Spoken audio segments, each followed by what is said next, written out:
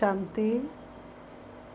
4 जुलाई 2024 प्रातः मुरली। ओम शांति। बाप दादा मधुबन।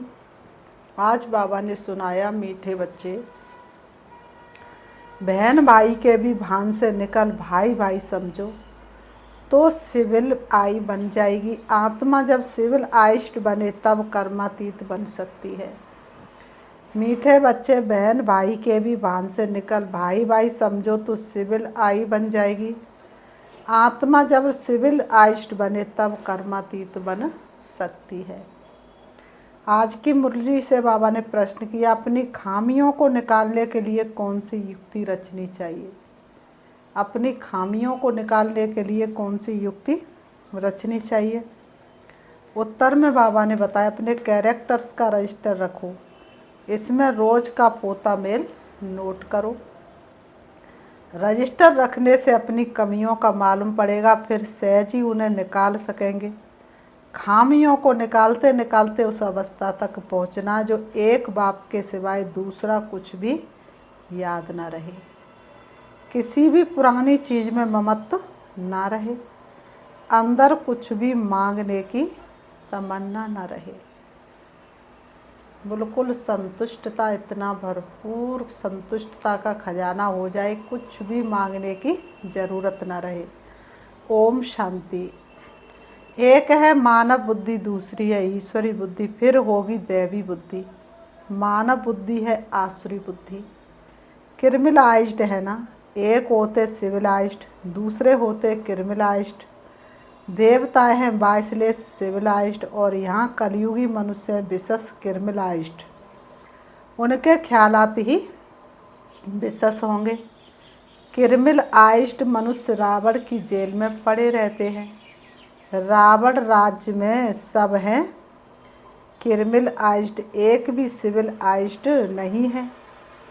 अभी तुम हो पुरुषोत्तम संगम युग पर। अभी बाबा तुमको क्रिमिनल आइज्ड से बदलकर सिविल आइज्ड बना रहे हैं। क्रिमिनल आइज्ड में भी अनेक प्रकार होते हैं, कोई सेमी कोई कैसे। जब सिविल आइज्ड बन जाएंगे तब कर्मातीत अवस्था होगी। जब सिविल आई बन जाए तब कर्मातीत अवस्था होगी। तब समझो कि अब हमारी हर कर्मेंद्रिय शीतल और शांत है। फिर ब्रदरली आइज, भाई भाई की दृष्टि बन जाएगी। फिर बाबा ने कहा, क्या देखेंगे एक दूसरे को भाई भाई की अवस्था में।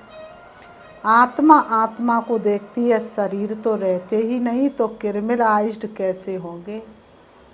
इसलिए बाप कहते अपने को बहन भाई के भान से निकालते जाओ। शिव बाबा कहते, मीठे बच्चे, अपने को बहन भाई के भान से निकालते जाओ। अपने को क्या समझना है, आत्मा भाई भाई, भाई भाई समझो। बाबा कहते हैं, ये भी बड़ी गुहा बात है समझने की, कभी किसकी बुद्धि में आ नहीं सकती। सिविल आइज्ड का अर्थ किसी की बुद्धि में आ नहीं सकता। बाबा ने कहा, अगर आ जाए तो ऊंच पद पा लेवें। बाप समझाते अपने को, आत्मा समझो, शरीर को भूलना है। यह शरीर छोड़ना भी है बाप की याद में। इस शरीर को किसकी याद में छोड़ना, बाप की याद में छोड़ना है। याद ऐसी हो जो लास्ट में कोई याद ना आए। मैं आत्मा बाबा के पास जा रहा हूँ। देह का अभिमान छोड़ पवित्र बनाने वाले बाप की याद में ही शरीर छोड़ना है। क्रिमिनलाइज्ड होंगे तो अंदर में ज़रूर खाता रहेगा। मंजिल बहुत भारी है। बाबा ने कहा, मंजिल बहुत भारी, बहुत ऊंची मंजिल है। भले कोई भी अच्छे अच्छे बच्चे हों तो भी कुछ ना कुछ भूलें तो होती ज़रूर है। कितने भी अच्छे अच्छे बच्चे, माया का राज है ना, ऐसी भूल हो जाएगी जो दिल खाता रहेगा। क्योंकि माया है ना, कर्मातीत तो कोई भी हो नहीं सकता। कर्मातीत अवस्था को पिछाड़ी में पाएंगे तब सिविल आइज्ड हो सकते हैं। फिर वह रूहानी ब्रदरली लव रहता है, रूहानी ब्रदरली लव बहुत अच्छा रहता है। फिर किरमिल दृष्टि नहीं होती, तभी ऊंच पद पा सकेंगे।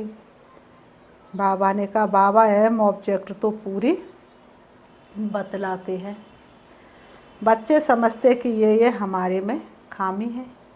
रजिस्टर जब रखेंगे तब खामी का भी मालूम पड़ेगा। हो सकता है कोई रजिस्टर ना रखने से भी सुधर सकता है, परंतु जो कच्चे हैं उनको रजिस्टर ज़रूर रखना चाहिए। कच्चे तो बहुत है, कोई कोई को तो लिखना ही नहीं आता है। अवस्था तुम्हारी ऐसी चाहिए जो और कोई की याद नहीं आए। हम आत्मा बिना शरीर के आई, अब अशरीरी बनकर जाना है। बाबा ने कहा इस पर एक कहानी है, इस पर एक कहानी है। उसने कहा, क्या कहा, लाठी भी न उठाओ वह भी पिछाड़ी में याद आएगी। लाठी उठाई तो वह भी पिछाड़ी में याद आएगी। कोई भी चीज़ में ममत्व नहीं रखना है, किसी भी चीज़ में मोह नहीं रखना है। बहुतों का ममत्व पुरानी वस्तुओं में रहता है। कुछ भी याद ना आए सिवाय बाप के, कितनी ऊंची मंजिल है। कहाँ ठिकरियाँ, कहाँ से बाबा की याद। बाबा ने कहा कहाँ तो ठिकरियाँ और कहाँ से बाबा की याद जो रत्नों को प्राप्त कराती है। मांगने की तमन्ना नहीं होनी चाहिए, बस यही है तमन्ना, बने बाबा तुम सा, चले साथ घर को घड़ी ऐसी आए। हमें तो वतन की बहुत याद आई।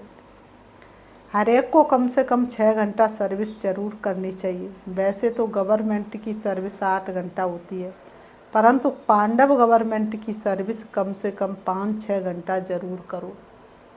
विशेष मनुष्य कभी बाबा को याद नहीं कर सकते। सतयुग में है वाइसलेस वर्ल्ड। देवी देवताओं की महिमा गाई जाती है। सर्वगुण संपन्न 16 कला संपूर्ण। तुम बच्चों की अवस्था कितनी उपराम रहनी चाहिए। बाबा कहते तुम बच्चों की अवस्था कैसी होनी चाहिए, उपराम होनी चाहिए। तेरे पास ही रह जाऊं जी चाहता है बाबा, और आकर के फिर ना जाऊं जी चाहता है बाबा। तो तुम बच्चों की अवस्था कैसी होनी चाहिए, उपराम होनी चाहिए। आवाज़ की दुनिया से कहीं दूर चले, दूर चले। तो बाबा ने कहा उपराम होनी चाहिए। तो कोई भी छीछी चीज़ में ममत्व नहीं रहना चाहिए। शरीर में भी ममत्व ना रहे, इतना योगी बनना है। जब सच सच ऐसे योगी होंगे तो वह जैसे फ्रेश ताज़ा रहेंगे। जितना तुम सतो प्रधान बनते जाएंगे, खुशी का पारा उतना चढ़ता जाएगा। 5000 वर्ष पहले भी ऐसी खुशी थी। सतयुग में भी वही खुशी होगी, यहाँ भी खुशी रहेगी। फिर यही खुशी साथ में ले जाएंगे। अंतमति सो गति कहा जाता है ना। अभी की मत है, फिर गति सतयुग में होगी। ये बहुत विचार सागर मंथन करना होता है। बाबा कहते ये बहुत विचार सागर मंथन करना होता है। बाप तो है ही, क्या है बाप, दुख हरता सुख करता। तुम कहते हम बाप के बच्चे, तो किसको भी दुख नहीं देना चाहिए, सबको सुख का रास्ता बताना चाहिए। यदि सुख नहीं देते तो ज़रूर दुख देंगे। अगर तुम सुख नहीं दे रहे तो ज़रूर किसी न किसी को दुख दे रहे हो। यह पुरुषोत्तम संगम युग है, जबकि तुम पुरुषार्थ करते हो सतो प्रधान बनने के लिए।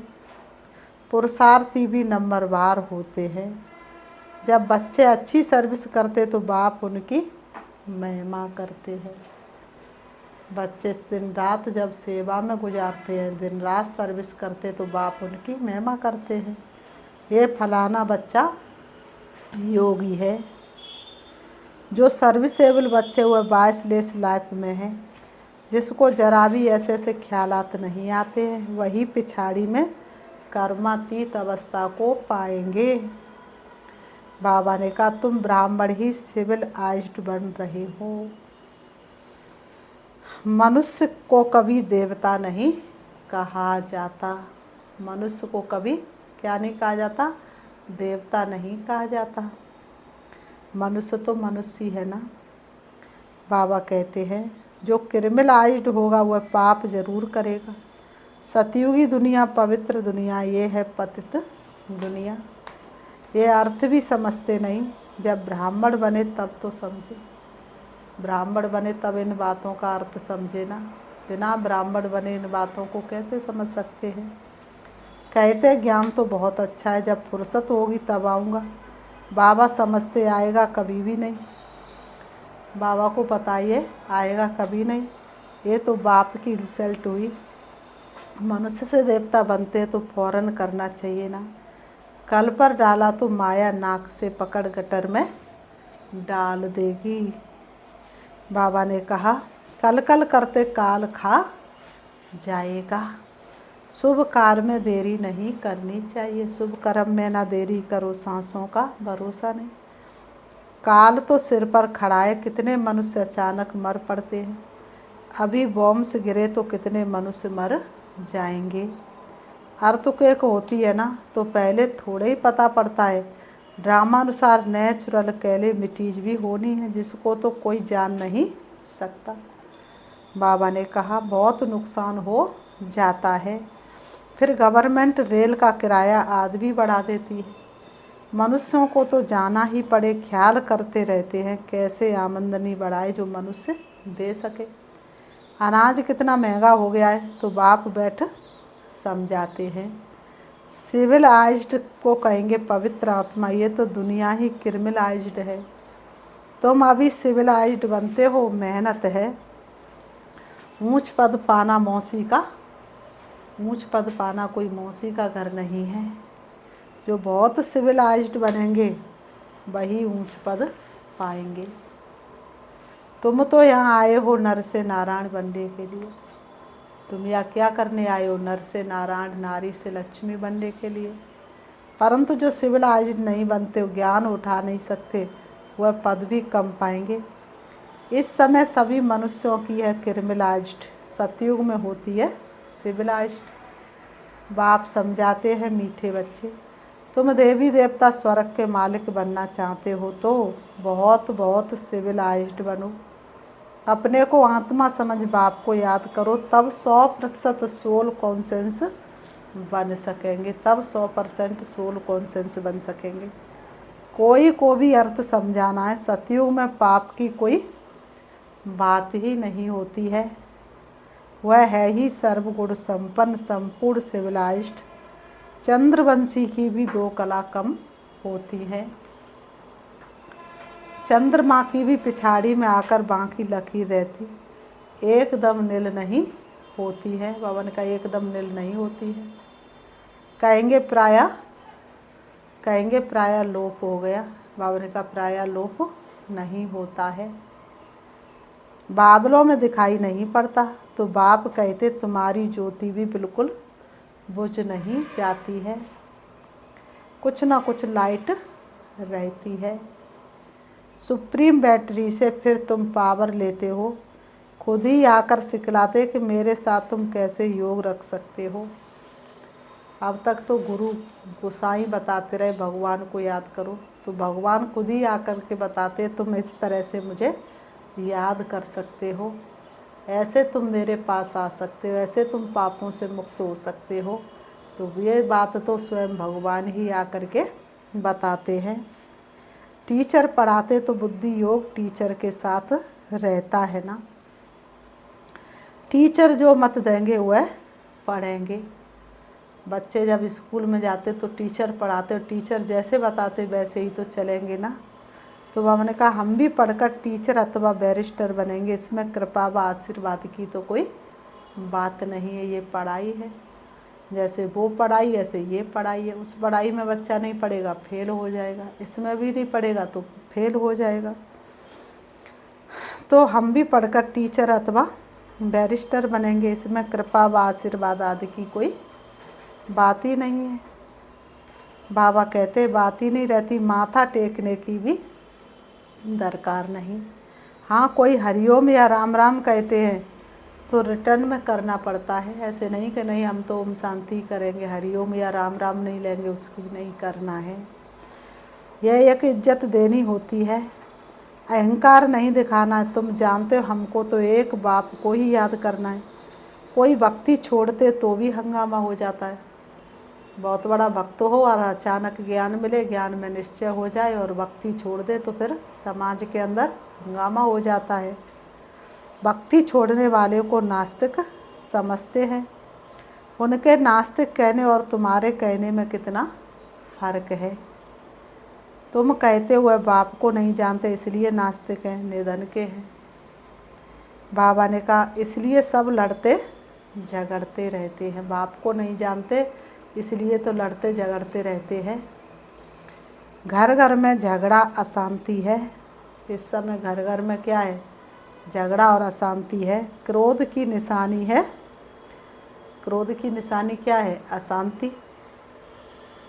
वहाँ कितनी अपार शांति है, क्योंकि मुट्ठी भर मनुष्य होंगे और सब दिव्य गुण वाले होंगे, तो वहाँ कितनी शांति होगी।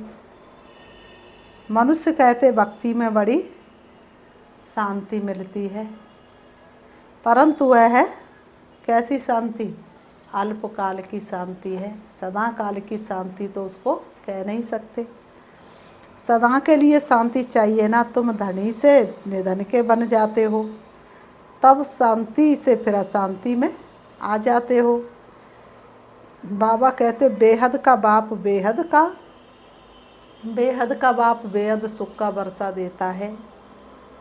हद के बाप से हद के सुख का वर्षा मिलता है।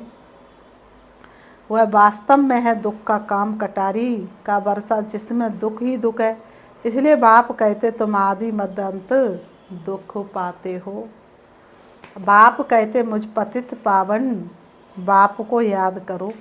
इसको कहा जाता है सहज याद और सहज ज्ञान सृष्टि चक्र का। इसको कहा जाता है सहज याद और सहज ज्ञान किसका? सृष्टि चक्र का। तुम अपने को आदि सनातन देवी देवता धर्म का समझेंगे तो जरूर स्वर्ग में आएंगे, नहीं तो वंचित रह जाएंगे।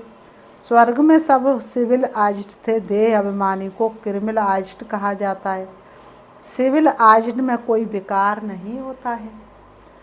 मन में हो शुद्धता, दृष्टि निर्विकार हो और सबको पावन करना, यही भावना हो।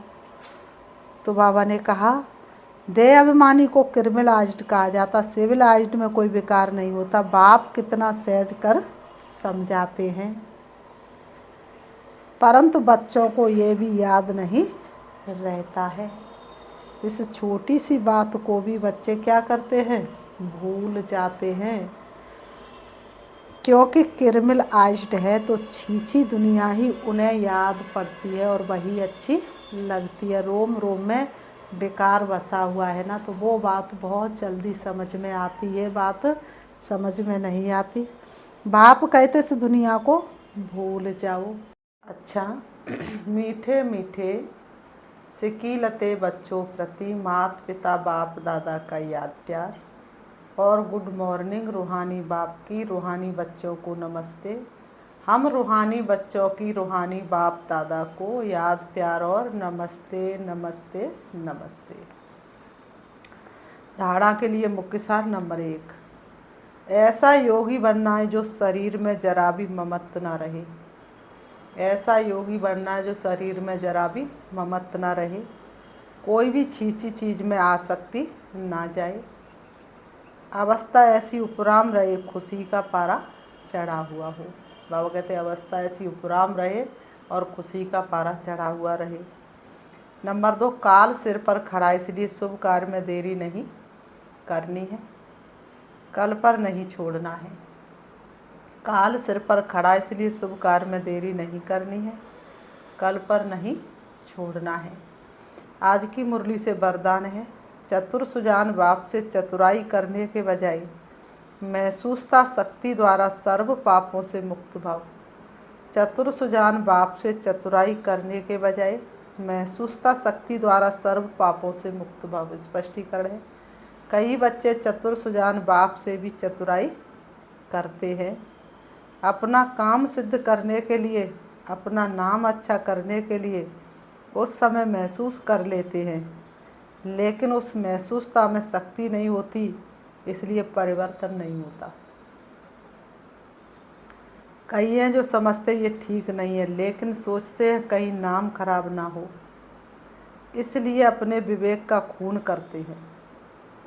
समझ लेते ये ठीक नहीं है, लेकिन सोचते नाम खराब ना हो, अपने विवेक का खून करते हैं। ये भी पाप के खाते में जमा होता है।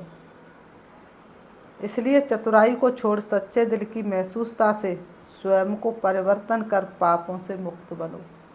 स्लोगन: जीवन में रहते भिन्न भिन्न बंधनों से मुक्त रहना ही जीवन मुक्त स्थिति है।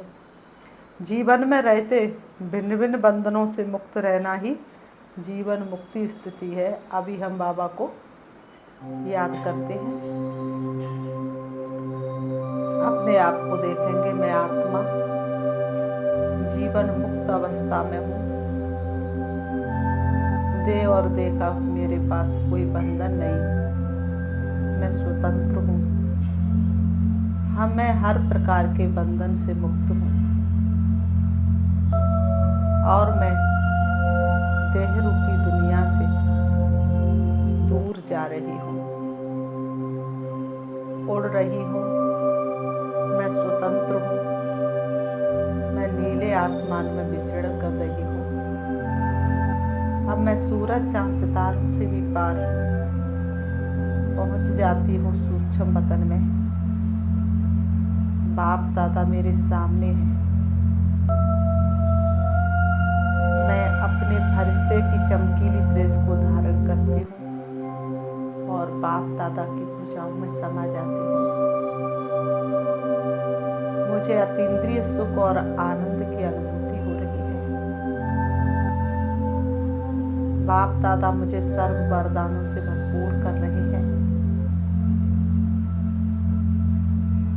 मुझे लाइट के कारण में बाप दादा ने ढक दिया है।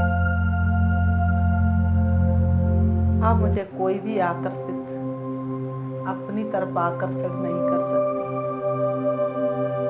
मुझे वस्तु वैभव, मुझे दे दे के संबंध कोई भी अपनी तरफ आकर्षित नहीं कर सकते। मैं संपूर्ण रीति से परमात्मा प्यार में लवलीन हो गई।